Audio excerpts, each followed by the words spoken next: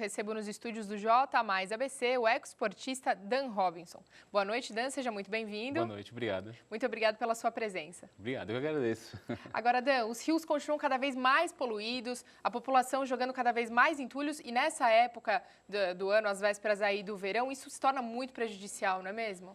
Tem alguns pontos que são viciados em descarte de lixo, infelizmente, né? Eu percebi que em alguns lugares tem uma mudança. A população, acho que as crianças cobram dos pais, né, uma melhor situação do rio ou represas.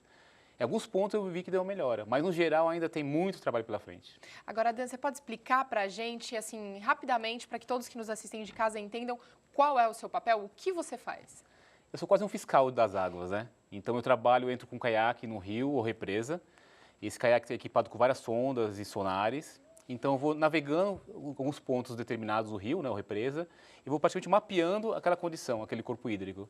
Com esse mapa na mão, eu coleto amostras de água e mostro exatamente o que tem naquela água.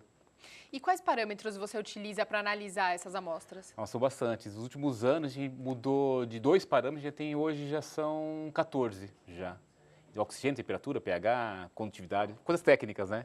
Nitrato, fosfato, aí vai. Agora, quem te ajuda nesse trabalho é a USCS, né? A Universidade USCS. de São Caetano do Sul. Queria que você contasse um pouquinho para a gente sobre essa parceria. Então, meu papel, assim, o principal que eu tenho que fazer é coletar aquela água, né? Aquela amostra. Então, essa amostra ela tem as bactérias que estão alojadas naquele recipiente. Então, só um biólogo pode realmente fazer um laudo e analisar aquela condição. Às vezes, você pega aquela água assim, está transparente, está limpinha, né? Ou aquela água verde, fala, essa água verde está poluída. Mas, às vezes, a água branquinha, transparente, você imagina que a água está limpa, né? Aí, quando passa um laudo das bactérias da faculdade, aí é assustador. Vem aquelas coisas que você fala, meu Deus do céu. Agora, essa coleta de água não é tão simples quanto as pessoas acham, né, Dan? Não é só chegar ali, pegar um pouquinho, não. Você sai em expedição, passa às vezes semanas, né, navegando. Conta um pouquinho pra gente como que é esse processo. A amostra ela tem que ser bem acondicionada, né, porque ela tem um período ali para incubação. Geralmente ela passa, você pode ficar no máximo algumas horas, né, sem estar resfriada. Então a gente leva um caiaque que já tem um gelo adequadamente lá. A gente tem algumas imagens aqui na TV de fundo mostrando esse... Esse é um carro. Essas são uma as suas represa. imagens. Isso. Você estava onde? Em qual Esse represa? é perto do Cantinho do Céu, na Billings, uma das partes mais poluídas que tem na represa Billings, né? Você vê até carro tem ali, né? Poxa infelizmente. E água verde, né? Agora, a Billings, você estava contando que ela é uma das represas mais poluídas do país, é isso? No contexto geral, sim. Porque você tem lugares que a água tem um contato, infelizmente, porque o Rio Tietê e o Rio Pinheiros têm acesso à represa Billings, né? Então, numa chuva, uma enchente, digamos, um sistema de segurança, é você bombear essa água para dentro da represa, né? Infelizmente, como é uma represa, então ela não tem aquele fluxo, né? Então ela acaba contaminando e sendo cada vez maior o índice de contaminação, né? Então essa parte do Cantinho do Céu, você vê, tem os animais, essa água é verde porque o nutriente de poluição é tão forte que gera essa coloração, que são as algas, né? E é um grande sinal de poluição. Agora, Dan, você sente que as pessoas elas estão preparadas ou elas têm estado mais conscientes para ajudar? A população mais jovem, sim, eu percebo isso. A criançada, ela cobra dos pais, né? Dos pais, dos avós. Poxa, pai, não faz isso, né? Jogar cigarro, jogar lixinho na rua, né? Vai cair no rio, né? Então a população em geral, ela está tendo essa mudança porque os jovens estão cobrando os mais velhos com essa atitude que era um vício antigo, né?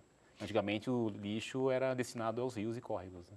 Se você tivesse que apostar aí no futuro das represas, focando aqui na nossa região, para quem não sabe, a Billings, queria que você contasse para as pessoas qual parte que ela pega. Ela pega uma parte extensa aqui da nossa região, do ABC, né? Em linha reta, a minha navegação tem quase 500 quilômetros, né? Então é como se fosse São Paulo até Curitiba. A parte mais suja, você começa ali em São Bernardo mesmo, né? Quando você atravessa a Anchieta, sentido lado direito, que é o Estoril. Então, quando você chegar ali perto da comporta da EMAI, a parte lá em Diadema, a parte mais poluída, a concentração de poluição ali é gritante. As bactérias que a Marta encontra da faculdade tem inúmeras, né? São as piores possíveis. E aí tem a parte bonita, que quando você entra na parte da Serra, né? Que ali já é São Bernardo. Depois do quilômetro 28 da Anchieta. Tem lugares belíssimos, água transparente. Mas, infelizmente, das 7 semanas que eu passo navegando, só uma semana que é condição de uma água mais boa, podemos dizer. E como é navegar em meio a tanta sujeira, né, Dan? É triste, viu? É ruim que eu costumo, né? Porque desde a experiência que eu tive com o flutuador, com a Globo, a gente navegou nos rios Tietê e Pinheiros, infelizmente a poluição é gritante com relação ao lixo flutuante, né? A garrafa, sacola plástica, geladeira, fogão, já vi de tudo que você imaginar, já encontrei no rio. E os prejuízos são direto na população, né, Dan? É engraçado A saúde, que as pessoas né? não, claro. A saúde, porque você pegar essa correlação da água poluída, ela vai atingir quem? O morador que está do lado da represa ou do rio. Sim. E essa carga de poluição afeta diretamente a saúde da pessoa. Agora, você tem percebido uma melhora no último ano, dessas coletas, dessas amostras que você tem? Eu percebi assim que ano a ano ela está tendo uma melhora, mas é pequena. Né? Então, mais com relação ao lixo em si. A quantidade de lixo que eu vi, vamos pôr o rio Tietê, que é o meu maior exemplo, né, do que é errado. E eu percebi que o Tietê, assim, ele vem tendo um pouco menos de lixo com relação a outros anos. Lógico que a quantidade de lixo é gritante, né? Mas já deu uma diminuída. A água em si mudou muito pouco, né? Pelo menos não está piorando. Esse é o alento, né? Mas acho que com relação ao lixo está tendo uma pequena melhora. Muito longe do ideal, mas é uma pequena melhora. Quanto tempo você acha que levaria para recuperar uma represa da extensão da Billings, por exemplo? Ou pelo menos daquele trajeto que você pontuou agora, que é o mais... Então, o primeiro passo é você não jogar o esgoto. Né? Então, a coleta de esgoto tem que ser total. Você não pode destinar nenhum tipo de esgoto que venha cair na represa. Porque ela vai demorar muitos anos, né, para se recuperar sozinha. Né? Põe ali uns 20 anos, 30 anos, 40 anos, pelo menos. É um trabalho longo. Mas é possível. Você arriscaria um palpite sobre o futuro das represas? Se nada for feito, é terrível. Se algo for feito a longo prazo, ela vai vir melhorar, né?